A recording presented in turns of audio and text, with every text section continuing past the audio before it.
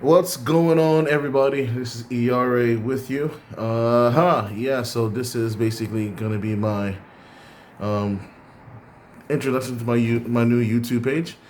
I am not good at any of this. I don't know anything about media, really.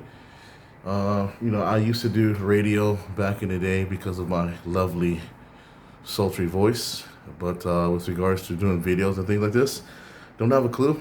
But decided I'll take the plunge. And there's no better time than now to start doing something. So basically, guys, what I want to do here is to kind of document my path into furthering myself in education. So I've been a teacher for 15 years now, about 15 years. And basically, I've been doing it just by the skin of my teeth, by God given talent. And fortunately, I had some really good teachers in high school that I've relied on what they did with me, mimicked a lot of the techniques and strategies they used, and so far I've been successful. But I want to take it a step further. I want to, all this time I've never gotten my teacher's license. So I'm going to go for that. I'm using a program called Teacher Ready. So this is my first module with them, and so far it's been pretty interesting. I can say that I'm pretty much on target with regards to some of the things I've been doing as a teacher, and of course I'm learning. I've learned some things so far. Pretty pleased with the course.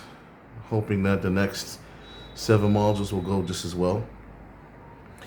I've also decided that I want to get a master's and possibly a PhD in education. I want to move up.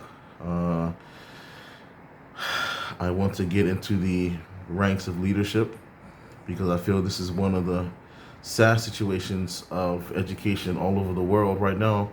I'm a teacher overseas, right? I teach in the Middle East. Right now I teach in UAE. You guys know it as Dubai, or some of you know it as Abu Dhabi, but it's actually the United Arab Emirates. So this is where I've been teaching for the past decade or more. And one of the sad things that I see are people who don't deserve positions, being put in positions, and people who were not good teachers. They run from the classroom to education or to administration. They weren't good in the classroom, so they run to be deputy directors, principals, and such. And I think this is a very horrible thing for education because it's like having the worst soldier become a general. That's not the way we do it, man. You don't want it that way. Or the worst basketball player become a basketball coach in the NBA. It doesn't work that way. It's the best of the best. These guys are the ones who had successful careers, who knew what they were doing.